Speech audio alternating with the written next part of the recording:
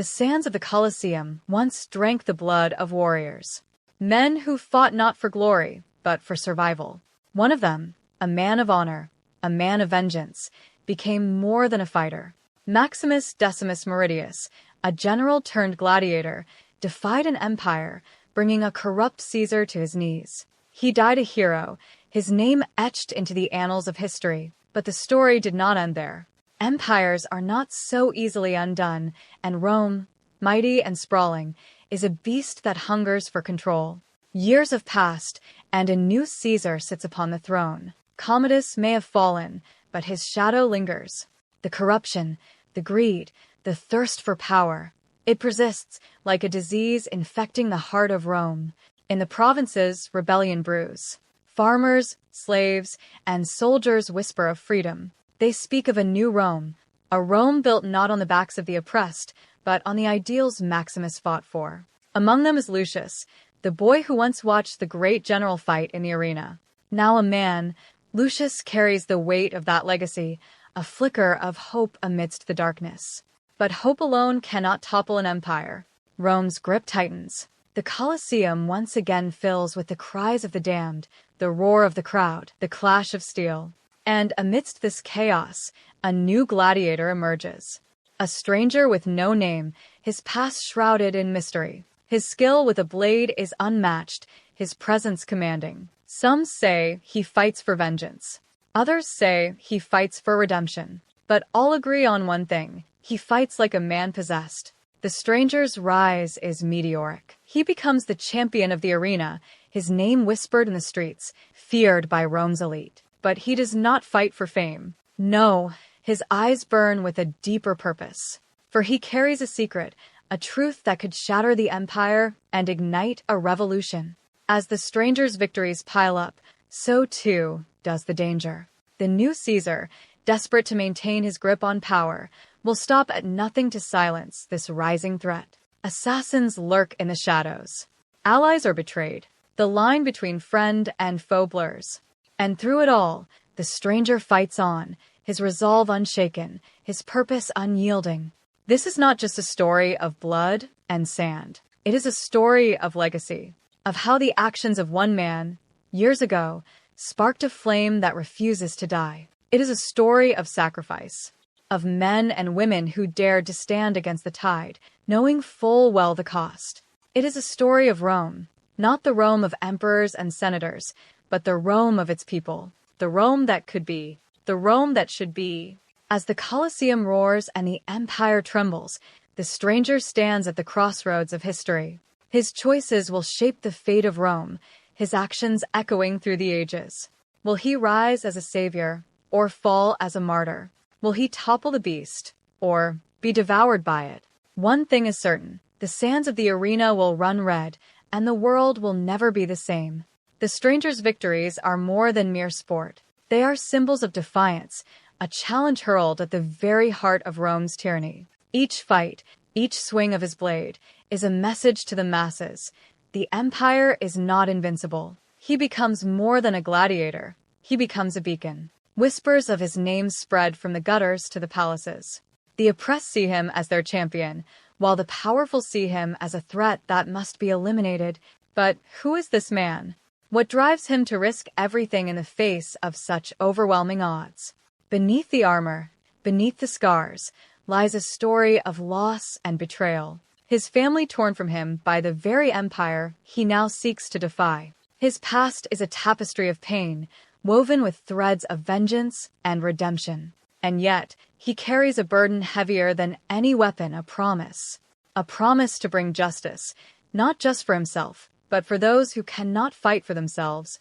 As the rebellion gathers strength, so too does Rome's fury. The new Caesar is no fool. He understands the power of symbols, the danger of hope. He unleashes the full might of the empire to crush the uprising before it can spread. Soldiers march through the provinces, razing villages, executing dissenters, and reminding all who dare to dream of freedom that Rome's rule is absolute. Yet, even in the face of such brutality, the spirit of resistance endures. The stranger becomes the rallying cry of a movement that refuses to be silenced. His image, bloodied but unbroken, is etched into the hearts of those who suffer under Rome's yoke. And with each victory in the arena, with each defiant stand, the rebellion grows stronger. Farmers take up arms. Slaves break their chains. Soldiers desert their posts to join the cause. The tides of history begin to shift, but the stranger knows that victory in the arena is not enough. To bring down an empire, he must strike at its very heart. The Colosseum, once a symbol of Rome's dominance, becomes the stage for its reckoning. A final confrontation looms, a battle not just of swords and shields, but of ideals and legacies. The stranger must face not only Rome's mightiest warriors, but also the ghosts of his own past. To defeat the empire, he must first conquer himself. And what of Lucius, the boy who grew up in the shadow of Maximus?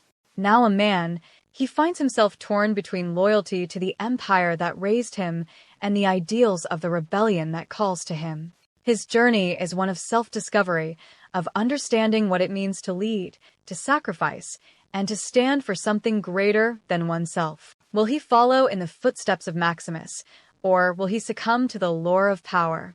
The answer lies in the choices he makes, choices that will shape the fate of Rome. The Colosseum is silent now, its sands stained with the blood of countless warriors. But this silence is not the end. It is the calm before the storm, the moment before destiny takes its course. The stranger stands at the center, his gaze fixed on the imperial box, where the new Caesar watches with cold, calculating eyes. Around him, the crowd roars, not just for blood, but for freedom, for change, for a future where no man is forced to kneel unwillingly. This is not just a battle. It is a reckoning, a clash of old and new, of oppression and resistance, of fear and hope. And as the gates of the arena creak open one last time, the world holds its breath. For the stranger's next move will determine the course of history.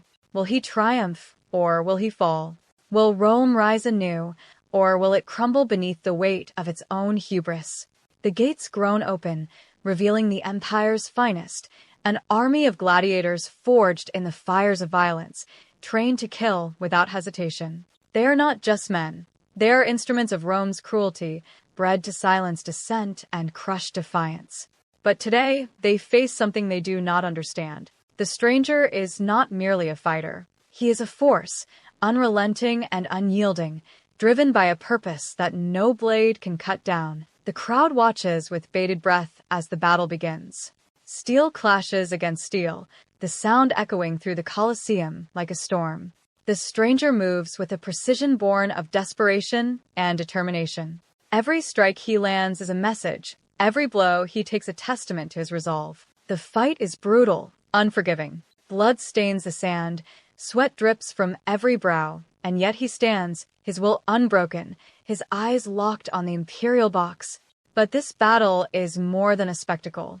It is a statement, a declaration that Rome's people have not forgotten the sacrifices of those who came before. Maximus may be gone, but his ideals live on, carried by the stranger, by Lucius, and by the thousands who now rise in rebellion. Each swing of the stranger's sword ignites the flames of revolution, fanning them until they threaten to engulf the very foundation of the empire. The new Caesar watches, his face a mask of cold fury. He knows the danger this moment holds. The Colosseum was meant to be a symbol of his power, a reminder of Rome's dominance. But today, it has become something else entirely, a crucible in which the empire's future is being forged. He cannot allow the stranger to win, for victory would mean more than the defeat of his champions. It would mean the unraveling of everything he has built. The Caesar gives the signal. From hidden doors beneath the arena floor, Rome's secret weapons emerge. War elephants draped in armor, their tusks sharpened for destruction, chariots armed with spinning blades, driven by the empire's most ruthless soldiers. The crowd gasps, their cheers turning to cries of horror. The stranger is outnumbered, outmatched. And yet, he does not falter. With each step forward, with every calculated strike, he proves that courage is not the absence of fear, but the mastery of it. And then, in a moment that will be remembered for generations, the stranger turns to the crowd. Bloodied and battered, his voice rings out over the chaos, cutting through the noise like a blade. He speaks not as a gladiator, but as a man who has lost everything but his hope, his will, his purpose. His words ignite something deep within the spectators, something that has been buried under years of oppression and fear. They do not cheer for him as a gladiator. They rise for him as a symbol of their own struggle, their own fight for freedom. The tide begins to turn. The crowd, once passive observers of Rome's cruelty, becomes an active force in its undoing. They throw stones, they break through barriers, they rise as one. And within the chaos, the stranger sees his chance. With a final, devastating blow, he defeats the last of Rome's champions, standing alone in the center of the arena, victorious yet vulnerable. The crowd roars, their voices shaking the very walls of the Colosseum. But the battle is not yet won. The stranger knows that his greatest fight lies not in the arena, but beyond it. For the rebellion to succeed, for Rome to change, he must confront the Caesar himself. And so, bloodied and weary, he steps forward, his gaze unwavering, his purpose clear. The path before him is fraught with peril, but he walks it without hesitation, for he knows that the future of Rome depends on it. The crowd parts like a great sea, their cheers transforming into an electrifying chant that echoes through the Colosseum. The name of the stranger is now a rallying cry, a banner of rebellion carried on every tongue. He strides forward, each step a defiance of the empire's might. Blood drips from his wounds, but his spirit remains unbroken, burning brighter than ever. Before him stands the imperial box, where Caesar watches from his gilded throne, a mask of controlled fury on his face. The emperor rises, his robes billowing like the storm clouds gathering over Rome. His voice cuts through the air, a cold, commanding tone meant to remind all present who holds the power. Enough, he bellows. This mockery ends now. Gladiator, step forward and kneel before your emperor. But the stranger does not falter. He meets Caesar's gaze with the unflinching resolve of a man who has already lost everything but his cause. The tension is palpable, a taut string ready to snap. Soldiers pour into the arena, forming an impenetrable wall of shields and spears. The stranger stands alone, but not for long. The crowd surges, their numbers overwhelming, their anger uncontainable. For too long, they have been spectators to their own suffering. Now they take their place as participants in history. The Colosseum becomes a battlefield, not of empire against rebels, but of justice against tyranny. Lucius watches from the shadows, torn between duty and destiny. The boy who once idolized Maximus now faces a choice that will define his legacy. He sees the stranger's bravery, the people's courage, and the emperor's cruelty. And in that moment, he understands that power without purpose is hollow, that the empire's glory is built on the broken backs of its people. He steps forward, his voice ringing out with authority. Enough blood has been shed. This ends today. Caesar turns to Lucius, his expression darkening with betrayal. You dare defy me? You, who owe everything to the empires. But Lucius stands firm. I owe my loyalty to the people, not to a throne stained with the blood of innocents. His words ripple through the crowd like wildfire, igniting hope in the hearts of the downtrodden and fear in the hearts of the oppressors. The stranger takes this moment to address the emperor, his voice steady despite the weight of the moment. You see, Caesar, the strength of Rome is not in its walls or its armies. It is in its people. And you have forgotten that. You rule through fear, but fear cannot last forever. Today, we reclaim our voices, our lives, and our freedom. The Colosseum erupts in a deafening roar, the sound of a people awakening from years of silence. And then, the unthinkable happens. The soldiers, once loyal to the emperor, lower their weapons. They look to Lucius, to the stranger, to the crowd, and they see not enemies but brothers and sisters.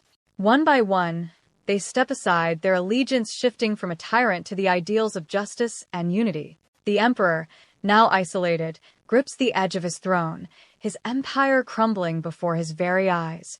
The stranger ascends the steps to the imperial box, each movement deliberate, each breath heavy with the weight of what is to come. He stands before the emperor, sword in hand, but he does not strike. Instead, he holds out his blade, a gesture not of violence, but of choice.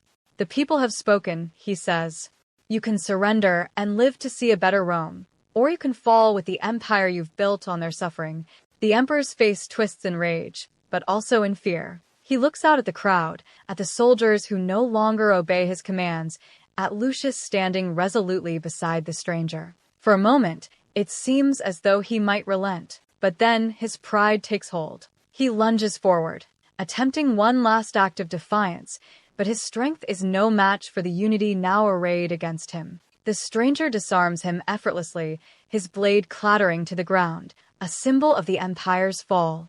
The crowd erupts into celebration, their cheers shaking the very foundations of the Colosseum. The stranger raises his hand, calling for silence. "This victory is not mine," he declares. "It is yours. It is ours. Rome belongs to the people once more. But remember, freedom is not given. It is earned. And it must be protected, for there will always be those who seek to take it from you." As the sun sets over the Colosseum, casting its golden light on the blood-stained sand, a new chapter begins. The stranger does not stay to bask in the glory. His work is done, his promise fulfilled. He walks away, leaving the people to rebuild the Rome they deserve, a Rome of hope, of justice, of freedom. The stranger steps through the gates of the Colosseum, his silhouette framed by the dying light of the Roman sun. His body is battered, every step heavy with exhaustion, yet his spirit remains steadfast. The roar of the crowd behind him fades as he moves into the labyrinth of corridors beneath the arena, the very heart of the empire's cruelty. But he does not linger. His path lies beyond these blood-soaked walls. Word of the events at the Colosseum spreads like wildfire through the streets of Rome. The people gather, lighting torches and singing songs of defiance. The city, long accustomed to silence and submission, awakens to the sound of its own voice. Statues of former emperors, symbols of oppression, are defaced or toppled, replaced with banners of unity and hope. The name of the stranger is whispered in every alley, every marketplace, carried on the lips of those who dare to dream of a new Rome. Meanwhile, Lucius, now emboldened by the events in the arena, steps into his role as a leader of the people. He rallies the Senate, calling on them to cast aside their fear and embrace their duty to the Republic. "We were not chosen to serve a throne," he declares, his voice echoing through the chamber. "We were chosen to serve Rome. And Rome is not stone or steel. It is not the emperor's palace or his armies. It is the people, and we have failed them for too long." His words resonate, and one by one, the senators rise, pledging their allegiance to this new vision of the empire. But not all is won. The emperor, though defeated and stripped of his power, remains a dangerous man. In the shadows, he conspires with loyalists, men blinded by their greed and ambition. "Rome is mine," he growls, pacing within his hidden refuge. "I built it. I will not see it taken by a rabble." His plans are dark, his resolve unshaken, and he sets in motion a scheme to reclaim his throne, no matter the cost. The stranger, unaware of the emperor's machinations, travels the countryside, seeking the remnants of Maximus's legacy. He visits the fields where the great general once walked, the villages where his name is still spoken with reverence. At every stop, he finds those who are willing to join the cause, to fight for a Rome worth believing in. Farmers, craftsmen, even former gladiators, all are drawn to the stranger's vision, his unshakable belief that change is not only possible but inevitable. The journey takes him to the distant provinces, where Rome's grip is weaker, but its presence still felt. He sees the scars of conquest, the ruins of cultures crushed beneath the empire's heel. And yet, he also sees resilience, a spark of hope that refuses to be extinguished. He gathers allies, building a coalition of those who have suffered under Rome's rule. "We fight not for revenge," he tells them, "but for redemption, for a Rome that can stand as a beacon, not a blade." Back in Rome, tensions rise. The people grow restless, eager to see the fruits of their rebellion. Lucius works tirelessly to hold the fragile alliance together, but he knows that the emperor's shadow looms large. Whispers of plots and betrayals reach his ears, and he turns to the Senate for support. "We must act swiftly," he warns. "If we hesitate, we risk losing everything we have fought for." But the Senate is divided, some still clinging to the old ways, others too afraid to fully embrace the new. The climax builds as the emperor makes his move. In the dead of night, his loyalists strike, sowing chaos in the streets of Rome. Fires rage, the city's people caught between hope and fear. The stranger, returning from his journey, finds himself at the center of the storm. He rallies the people, his voice cutting through the panic. "This is our moment," he cries. Not to cower, but to rise. Not to yield, but to stand. Together, we are Rome, and together we will prevail. The final battle looms, not in the arena, but in the heart of the city. The stranger, Lucius, and their allies face the emperor's forces in a clash that will decide the fate of the empire. The streets of Rome become a battlefield, the air thick with smoke and the cries of those fighting for their freedom. Victory hangs by a thread, the outcome uncertain, the stakes higher than ever. As dawn breaks over the chaos, the city is bathed in a crimson light, the skies painted with smoke and fire. The battle has raged through the night, each street and alley echoing with the clash of steel and the cries of defiance. The stranger stands at the forefront, his sword a blur of motion as he cuts through the chaos. He fights not as a conqueror, but as a protector. Each blow he strikes is for the people who stand behind him, the future they are striving to reclaim. Lucius, now a leader in his own right, commands a contingent of citizens and soldiers who have chosen to defy the emperor. "Hold the line," he shouts, his voice carrying over the cacophony of battle. "This is our Rome, and we will not let it fall." His presence inspires those around him, his courage contagious. The people who once cowered in the shadows now rise, wielding whatever weapons they can find, tools, stones, even their bare hands, to defend their home.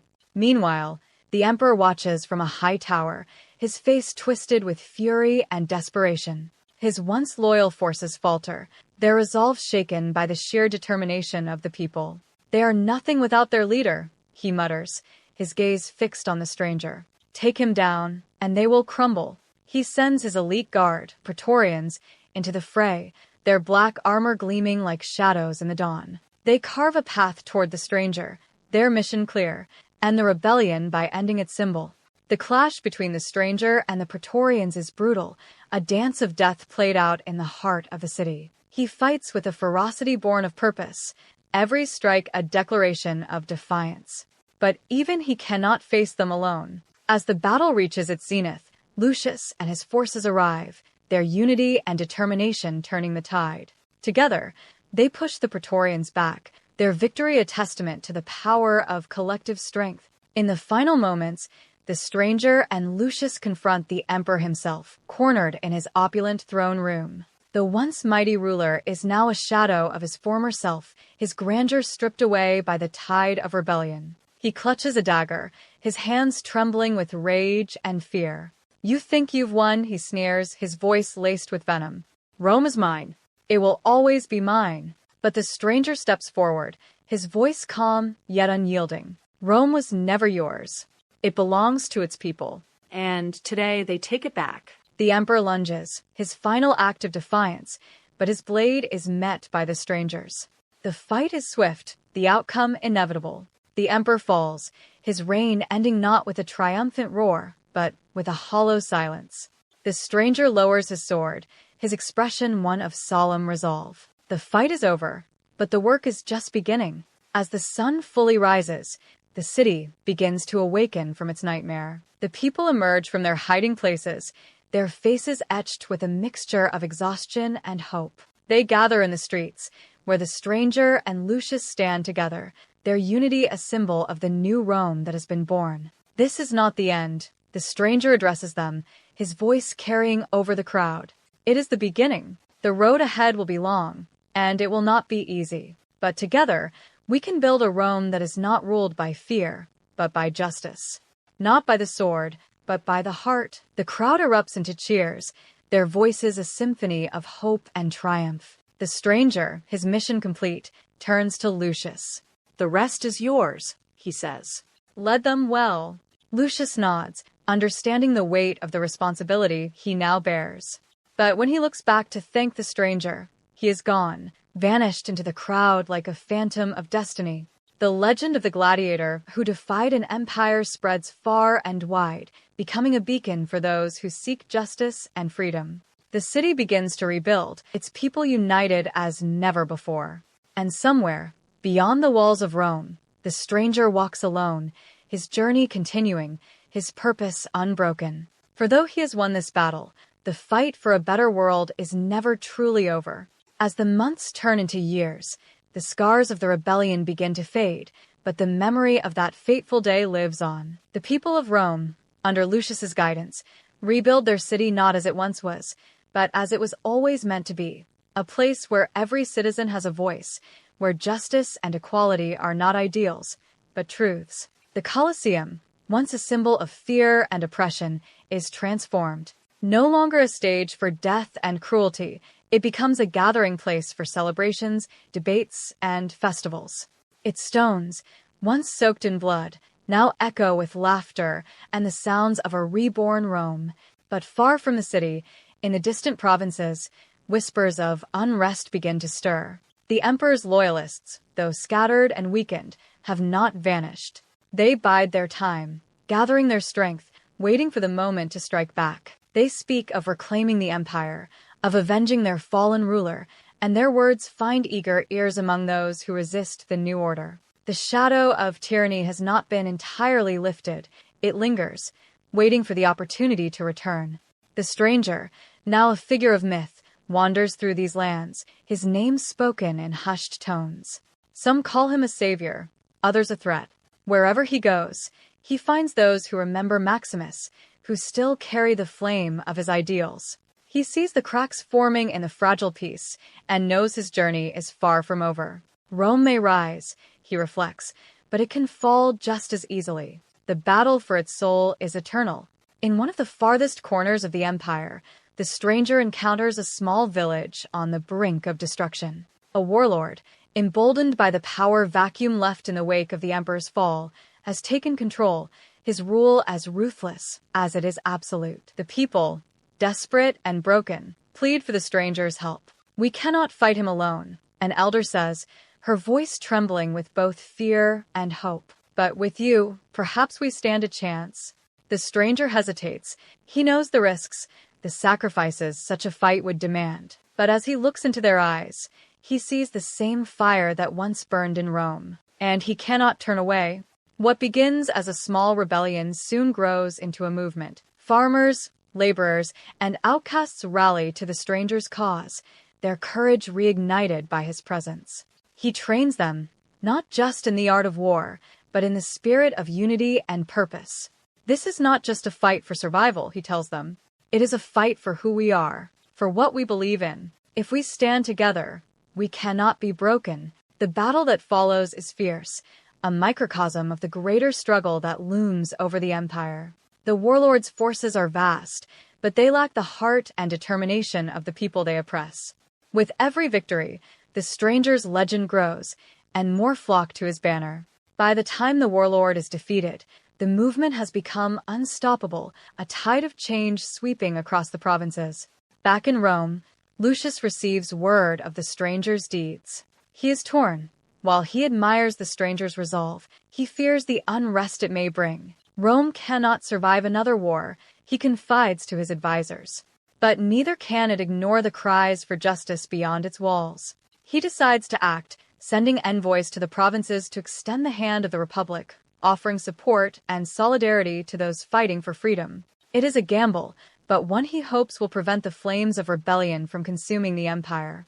As the stranger's path converges with that of Rome once more, the stakes grow ever higher. The remnants of the emperor's loyalists seize the opportunity to exploit the unrest, spreading lies and fear in an attempt to divide the people. They claim the Republic is weak, that only the return of imperial rule can bring order. Their influence spreads, and soon, the fragile peace begins to fracture. The stranger and Lucius, though separated by distance and ideology, find themselves facing a common enemy. They must decide whether to unite their efforts or risk everything they have fought for. Their choices will determine the fate of Rome, and perhaps the fate of the world. As the tension between the provinces and the heart of Rome escalates, a council is called. Lucius, Now the face of the Republic convenes the leaders of the city, hoping to hold the fragile peace together. He knows that the balance is precarious, and every decision will weigh heavily on the future.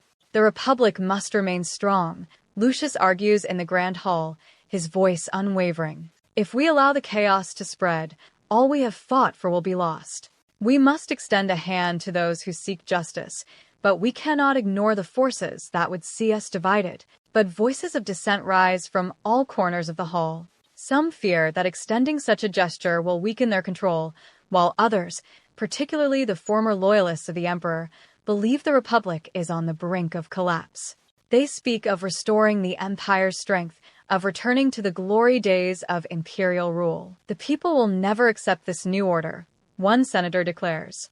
Rome was built on strength, on empire. The Republic is an illusion. The stranger, meanwhile, is far from the political machinations of the city. He moves through the provinces, a figure of both hope and defiance. He hears the whispers of the people, their desires for a future free of tyranny. But he also sees the dangers that lurk on the horizon. The power struggles are not just in Rome, but everywhere. The empire is a house of cards, teetering on the brink of collapse.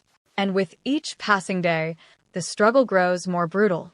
In a remote village, the stranger comes face to face with a new challenge, an armed faction led by a former general who believes in the return of the emperor's power. This new leader is charismatic, skilled, and ruthless. His followers are fiercely loyal, convinced that only through the reinstatement of imperial rule will they survive the coming storm. They seek to confront the stranger, to end the movement he has sparked once and for all. The two forces meet in a battlefield that will shape the future of the empire. The stranger, though outnumbered, fights with all the strength and purpose he has carried with him since the days of gladiatorial combat. His sword is a symbol of resistance, his movements a testament to the life he has chosen, a life not of personal gain, but of justice and liberty. As the battle rages, the former general challenges him, seeking to crush the symbol of rebellion that the stranger has become. The duel between the two men is nothing short of legendary. They fight not only for their own lives, but for the very soul of Rome.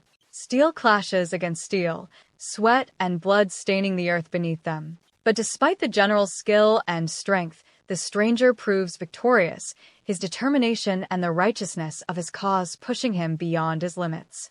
With one final, decisive blow, the general falls, and the remnants of his forces scatter. The stranger, weary but resolute, stands tall amidst the chaos of battle. He has won, but the war is far from over. Word of the stranger's victory spreads quickly, igniting a renewed sense of hope among the oppressed. But it also attracts the attention of those who still cling to the old ways. The loyalists, seeing the growing power of the people, begin to organize in earnest, gathering the remnants of the imperial forces for one last stand. Back in Rome, Lucius faces mounting pressure. The Senate calls for action, fearing that the power of the people could soon spiral out of control. They call for the formation of an army to quell the rebellions and restore order. But Lucius, deeply aware of the cost of such a decision, hesitates.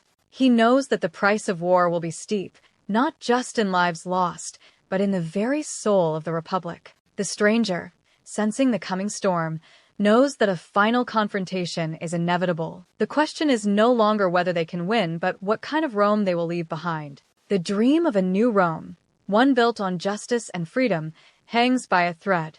But the stranger believes in the people. He believes that if they stand together, they can defeat the forces of tyranny. And he will fight to the last breath to ensure that hope does not die. As the armies of the loyalists march towards the heart of Rome, the city braces for the clash that will decide its future. Lucius, standing at the gates of the city, looks to the horizon where the stranger and his allies prepare for the final battle. He knows that this is a moment that will define them all. And though he fears what lies ahead, he also knows that the people have already won something far more important, the freedom to choose their own fate. The battle erupts, an unstoppable force meeting an immovable object. The streets of Rome, once again, become a battleground, but this time, the enemy is not just an emperor's soldiers. This time, it is the ideals of the past versus the hopes of a new world. The stranger leads the charge, his voice cutting through the clamor of war. rallying the people. For Rome, he cries, his sword raised high. For freedom, for justice. The fight is brutal, with lives lost on both sides. But the people, united by a vision of a better Rome, push forward, fueled by the belief that their cause is just. Slowly but surely, the tide turns. The loyalists are overwhelmed, their ranks shattered by the sheer force of the people's will. The final moments of the battle see the last remnants of imperial power crumbling beneath the weight of rebellion. As the dust settles and the last echoes of battle fade, Rome stands victorious, but at a cost. The streets, once paved with the blood of gladiators and soldiers, are now littered with the fallen. Both sides have paid a heavy price for their beliefs. But the people, their spirit unbroken, begin to rebuild their city anew. The stranger, his face weathered by the trials he has endured, surveys the scene. He knows that this victory, while monumental, is just the beginning of a new chapter. The challenges ahead are great. Reconciliation, healing, and the creation of a just society will take time. But for the first time in years, there is hope.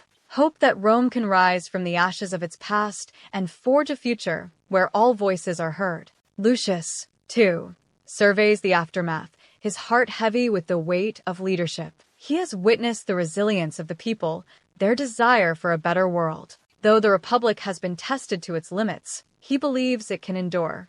But he also knows that the road ahead will be fraught with difficulties.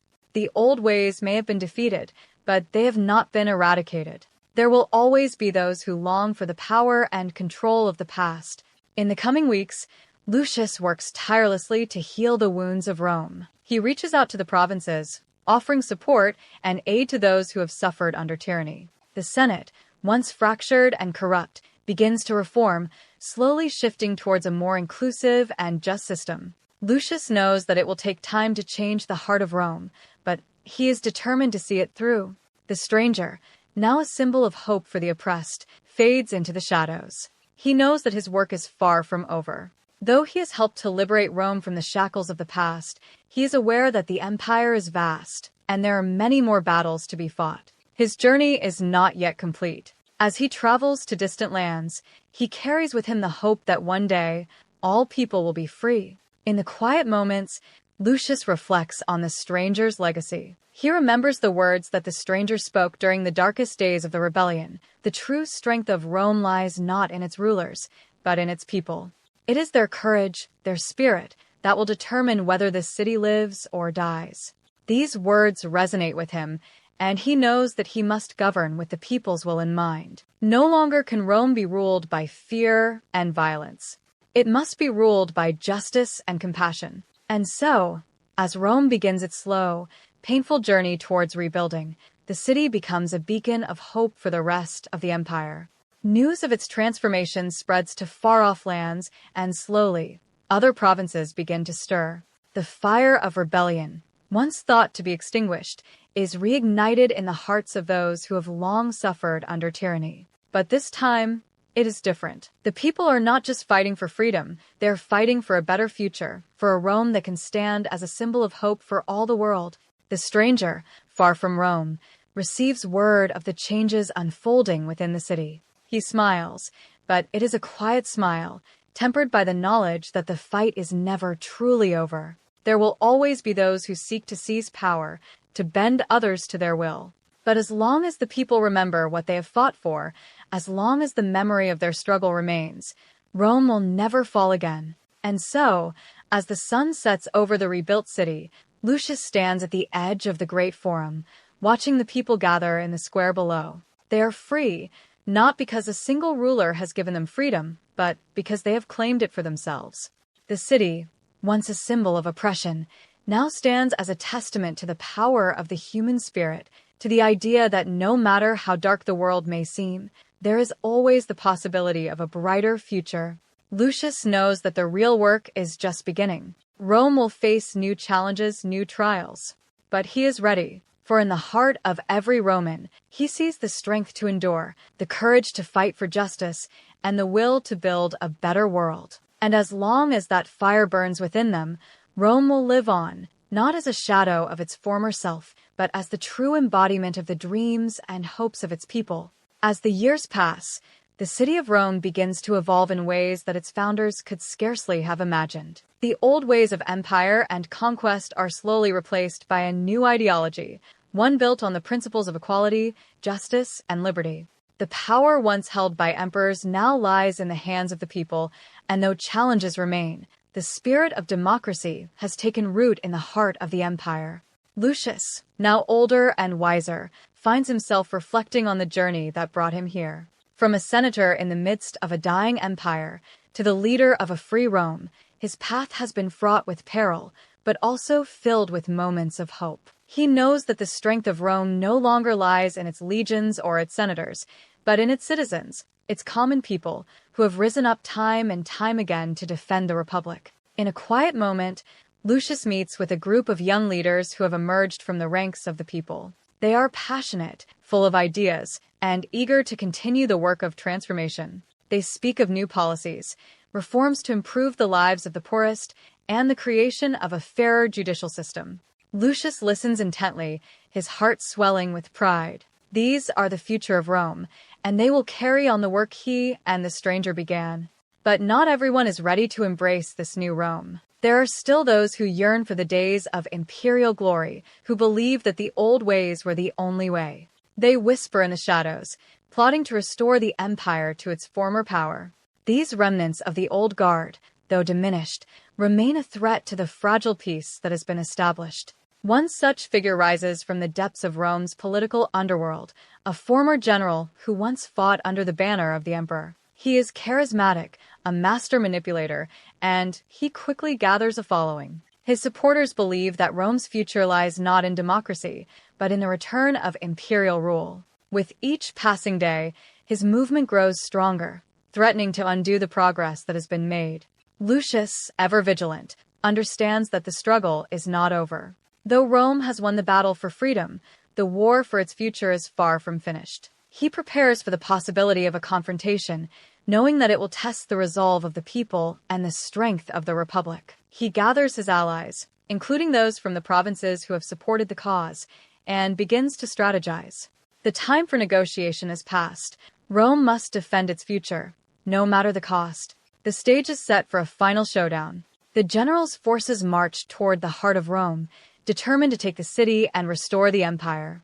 The streets, once filled with the sounds of celebration, now echo with the sounds of war. Lucius, standing at the gates of the city, prepares to lead the people in one last battle for their freedom.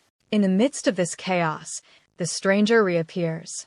His presence is felt even before he steps onto the battlefield, his reputation preceding him. He has returned not as a gladiator, not as a symbol of rebellion, but as the last hope of Rome itself. His eyes are as determined as ever, though the weight of the years has taken its toll. He knows that this battle will be the ultimate test of the Republic's resilience.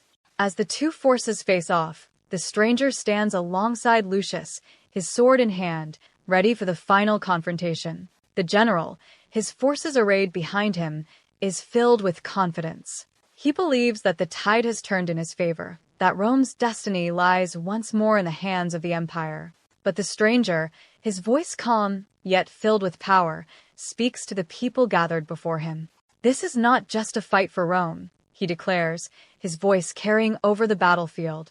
This is a fight for every person who has ever been oppressed, for every soul who has ever dreamed of a better world. The empire may have ruled through fear, but we will rule through justice. We will fight not for power, but for freedom, for the future of all who call this city home.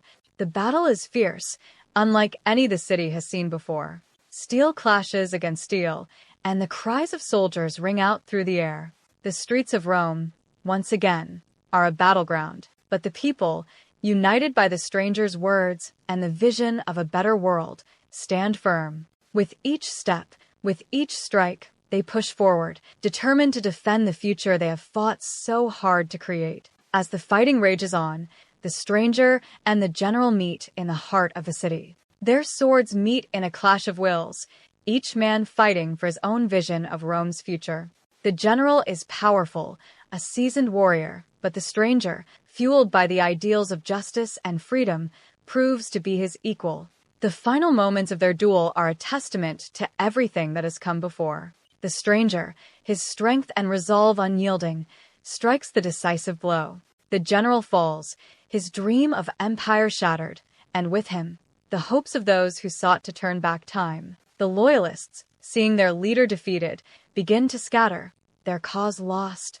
As the dust settles once more, the people of Rome stand victorious. The empire has been defeated, and the republic has endured.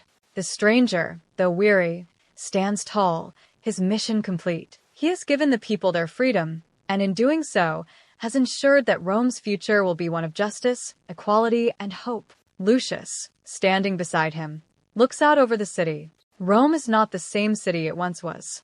It is no longer a place of tyranny and fear, but a beacon of hope for the world. The people have reclaimed their city, their power, and their future. And together, they will continue to build a Rome worthy of their dreams. In the aftermath of the battle, as Rome slowly recovers from the toll of the war, the city stands more united than ever before. The old divisions, once so deeply entrenched, begin to fade away, replaced by a renewed sense of purpose. The people, their spirits lifted by the victory, begin to rebuild not just their homes, but the very fabric of their society. And with the fall of the general, the last remnants of the empire fade into the annals of history, leaving behind a Rome reborn. Lucius, now firmly established as the leader of this new Rome, takes on the monumental task of forging a lasting peace. He understands that the battles of the past, though victorious, are not enough to secure the future. There must be new systems, new structures, and most importantly, new ideals to guide the Republic forward. It is no longer just a fight for survival. It is a fight for the very soul of the city. The Senate, once a place of corruption and manipulation, begins to transform. Lucius opens the doors to new leaders, those who have earned their place through merit and sacrifice. The people, too, have a voice. They are no longer subjects to be ruled, but citizens to be heard. The voices of farmers, artisans, and soldiers are woven into the fabric of governance, ensuring that no one is left behind. But the work is not easy. There are those who resist change, those who cling to the old ways of power and dominance. These remnants of the past are not easily subdued, and their whispers still echo through the streets. But Lucius is steadfast. He knows that the greatest battle is not fought with swords, but with ideas. It is a battle for hearts and minds, and he will not rest until the ideals of liberty and justice are firmly entrenched in the soul of Rome. The stranger, his role in the city's transformation now complete, fades once again into the shadows. Though his journey has taken him far from Rome, his impact remains indelible. The flame of freedom that he ignited continues to burn brightly, carried by those who have witnessed the power of their own voices. He knows that Rome's future is secure, for it is now in the hands of the people. And as long as they remember what they have fought for, the Republic will endure. As time passes, Rome begins to blossom under this new era. The city, once a symbol of power and corruption, now becomes a beacon of hope. The arts flourish, education spreads, and new innovations reshape the way people live. The streets are no longer filled with the sounds of war and bloodshed, but with the laughter of children and the hum of trade. Rome is alive again, not just in its structures, but in the hearts of its people.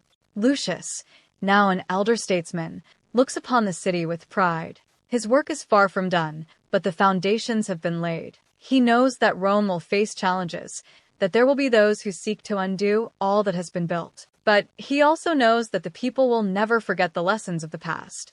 The strength of Rome is no longer in its emperors or generals, but in its citizens, their unity, their resolve, and their unwavering belief in a better future. As he stands in the Forum, watching the people go about their lives, Lucius is filled with a quiet satisfaction. The struggle may never truly be over, but for the first time in a long while, Rome is at peace. The Republic stands strong, and the ideals of justice, equality, and freedom reign supreme. This, he knows, is the true victory.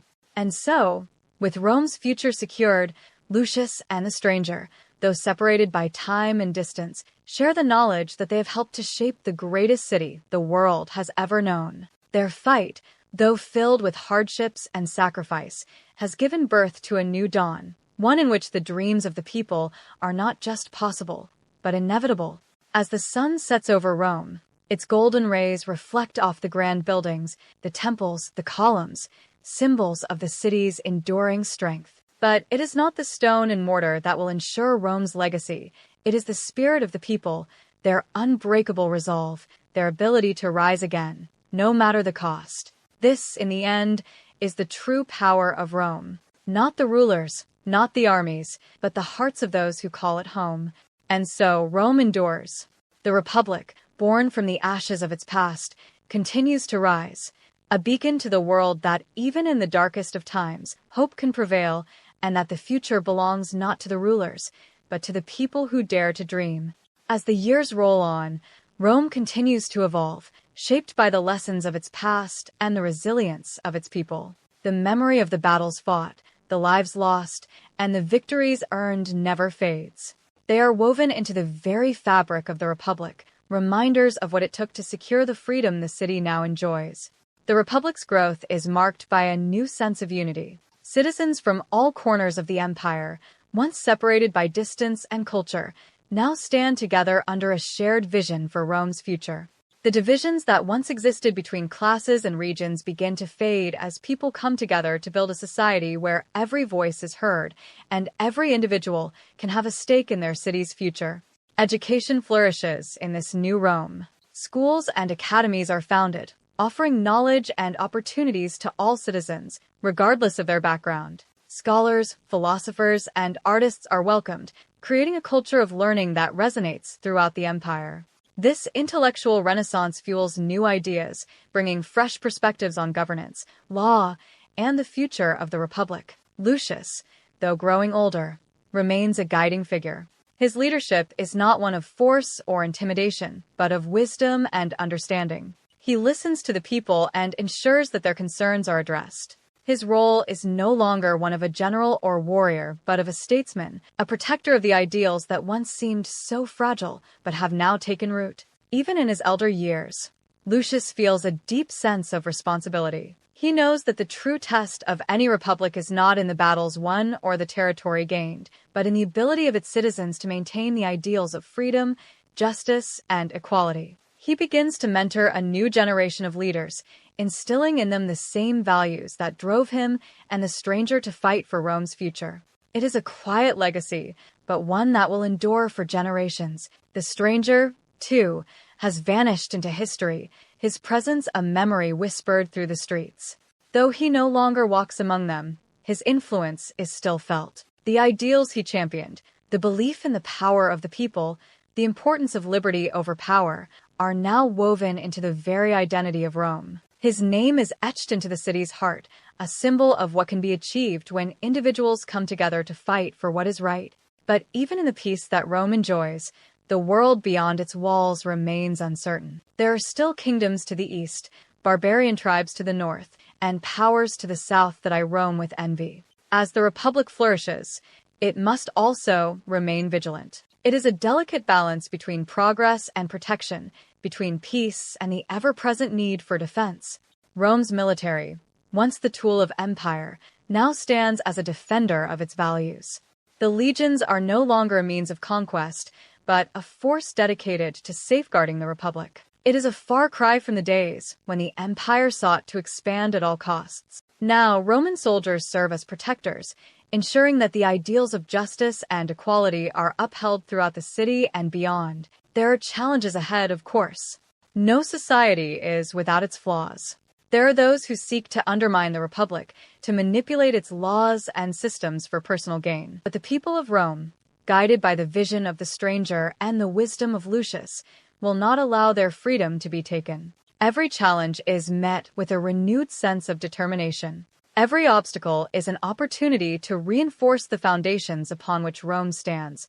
The city itself, once scarred by war and conflict, now bears the marks of its rebirth. New structures rise where old ones fell, symbolizing the city's resilience. The Colosseum, once a place of bloodshed and violence, is now a symbol of Rome's commitment to entertainment, culture, and the arts. It serves as a reminder of what was and what has been overcome, a testament to the power of transformation. As Lucius watches the sun set over the city, he is filled with a deep sense of peace. Rome, though forever changed by the struggles it has endured, stands as a beacon to the world. A city not built on the glory of emperors or the might of armies, but on the strength of its people and the ideals they have fought to preserve. And so, as the years pass and the seasons change, Rome remains a city of hope, a city built not just on stone and mortar, but on the dreams and aspirations of those who have come before and those who will come after. The story of Rome, though written in the pages of history, continues to unfold in the hearts of its citizens. Lucius smiles as he looks around, knowing that the legacy he and the stranger created will live on. For the true power of Rome lies not in its monuments or its military might, but in the enduring spirit of its people, their belief in freedom, justice, and the better world they have created together. The future of Rome is bright, not because of its past, but because of the future its people have chosen to build. As long as they remember the lessons of history, the ideals of the Republic will never fade. The fight for freedom, for justice, and for a better world will continue, forever etched in the heart of Rome, a city that has risen from the ashes and will never fall again. As the story unfolds, we witness the transformation of Rome from a city teetering on the brink of collapse to a shining beacon of hope and justice.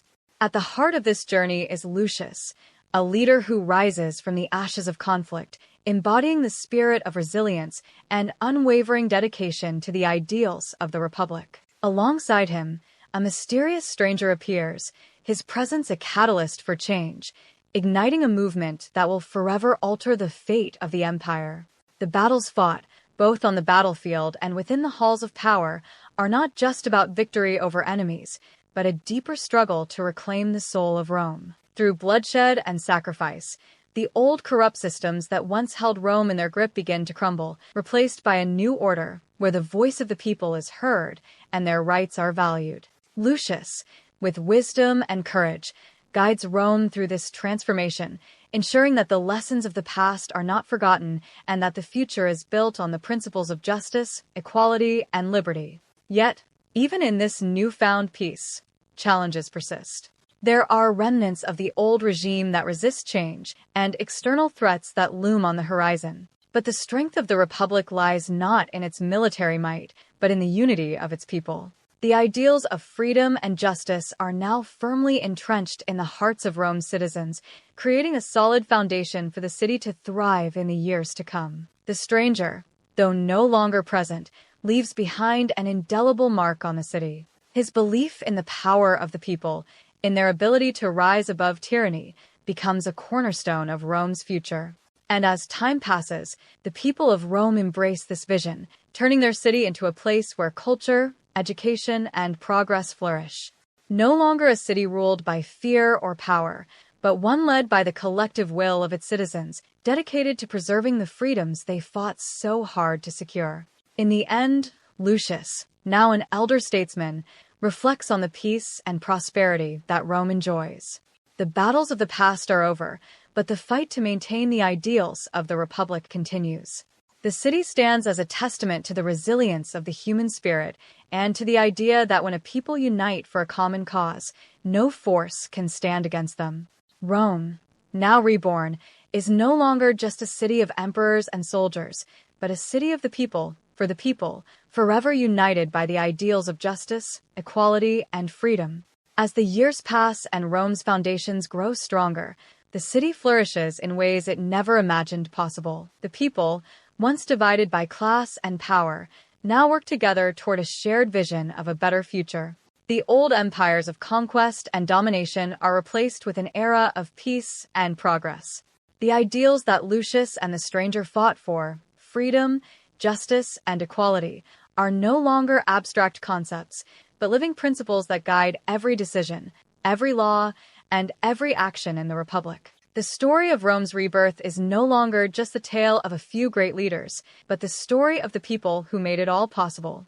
It is the story of men and women from all walks of life who stood together in the face of adversity and worked toward a common goal. This new Rome is a city built not on the backs of the oppressed, but by the hands of those who dared to dream of a better world. It is a place where the ideals of democracy are lived every day, where every citizen has the opportunity to contribute to the city's future. Though peace reigns within Rome's walls, the world beyond remains uncertain. New challenges arise, both from external threats and internal struggles, but Rome has learned from its past. The Republic, ever vigilant, stands ready to protect its people, knowing that true strength lies not just in military power, but in the unity of its people and their commitment to the values they hold dear. Lucius, now a figure of wisdom and reflection, continues to mentor the next generation of leaders, ensuring that the lessons learned from the wars and the sacrifices of the past are never forgotten. His influence remains a steady guide, reminding the people of Rome that their freedom and their future are never guaranteed, only preserved through constant vigilance, compassion, and action. The stranger, though no longer physically present, lives on in the hearts of all those who carry his vision forward. His ideals have taken root in every corner of the empire, transforming Rome into something greater than it ever was before. The city is no longer just a symbol of military conquest and political power, but a living, breathing testament to the power of the people to shape their own destiny. Rome is reborn not just in the grandeur of its buildings, but in the hearts of its citizens, who continue to fight for a world where justice and equality prevail. As Lucius looks out over the city one final time, he knows that the Republic will endure. The battles have been fought, the victories hard-earned, but the real test lies in the future. The Republic's legacy will live on through the generations that follow, and as long as the people of Rome hold true to the values of freedom and justice, the city will never fall. The future is uncertain, but Rome's strength is in its people, united, unwavering, and forever committed to building a world that stands as a beacon of hope for all. As the generations pass, the lessons of the past remain vivid in the hearts of all those who live in the Republic. The stories of Lucius and the mysterious stranger have become the bedrock of Rome's identity, taught to every citizen as a reminder of the price of freedom and the value of justice. The spirit of self-determination and the belief that a city is only as strong as the unity of its people have become fundamental to Rome's culture. The Republic, though tested through the centuries by external forces, never falters.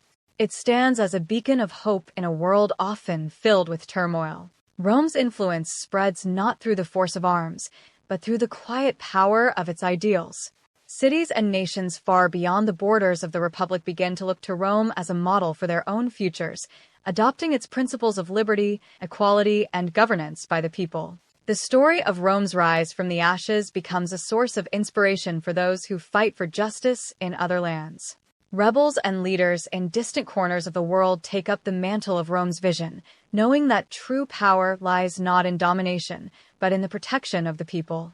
The legacy of Lucius and the stranger reverberates across time and space, a legacy not just of victory, but of enduring hope. Even in the face of the passing years, the city of Rome remains as magnificent as ever, its streets bustling with life, its Senate halls echoing with the voices of those who continue to guide the Republic. Though time has moved on, the essence of Rome has not changed. The people remain as dedicated to the ideals that shaped their world as they ever were. Every building, every monument, and every structure stands as a testament to the people's commitment to justice, equality, and a better world. Lucius, the central protagonist of the story, Lucius is a skilled warrior and a natural leader, deeply committed to the ideals of the Roman Republic. Having faced the brutalities of war and personal loss, he becomes a beacon of hope and change. Throughout the narrative, he evolves from a man driven by vengeance to one who fights for justice, equality, and the betterment of Rome as a whole. Lucius symbolizes resilience, wisdom, and the power of the people to change their destiny. The mysterious stranger, a key figure whose true identity remains hidden for much of the story. The stranger's arrival in Rome sparks the shift from empire to a more democratic republic. Though initially enigmatic and seemingly detached from the ongoing political strife, he becomes an essential catalyst in the transformation of Rome. His values of freedom, justice, and governance by the people influence Lucius and others, providing them with the guidance they need to challenge the corrupt systems in power. Marcus, a loyal companion and trusted friend of Lucius, Marcus represents the common man caught in the turmoil of Rome's political upheaval. His journey mirrors that of the Roman populace. He begins with limited belief in change, but grows into a strong advocate for the ideals of the new republic. Marcus is the voice of the people, emphasizing the importance of unity and collective action. Senator Gaius, a powerful figure within the Roman Senate, Gaius is an antagonist for much of the story. Initially, he is entrenched in the old system of control, power, and corruption. However, his character undergoes a transformation as he realizes the consequences of his actions. His gradual shift towards supporting the Republic's ideals serves as a significant moment of growth within the Senate. Octavia, a noblewoman who becomes an influential ally to Lucius and his cause. Octavia represents the changing roles of women in Roman society, who, through their intelligence and strength, play pivotal roles in the transformation of the Republic. She offers support to Lucius both politically and personally, showcasing the strength of the Roman people from all social classes in the fight for justice. Commodus, the young and reckless son of the former emperor, Commodus represents the old guard of imperial rule. His impulsive nature and lust for power embody the tyranny that Rome once endured. As a character, he stands as a direct contrast to Lucius, illustrating the dangers of unchecked power. Commodus's journey is marked by his decline as he struggles with the loss of the imperial throne. Tiberius, a battle-hardened general loyal to the old imperial regime, Tiberius is a staunch defender of Rome's military dominance. While initially a key antagonist, Tiberius's character arc sees him question his loyalty as the Republic's ideals begin to take hold. His internal conflict provides a nuanced look at the nature of power and loyalty, showing the challenges faced by those who must choose between past allegiances and new principles. Drusilla, a character who symbolizes the hopes for Rome's future. Drusilla, a young and passionate leader among the people, works to bridge the gap between the upper classes and the common folk. Through her actions, she helps solidify the importance of unity and democracy, standing for the next generation of Rome's citizens who will carry the torch of freedom forward.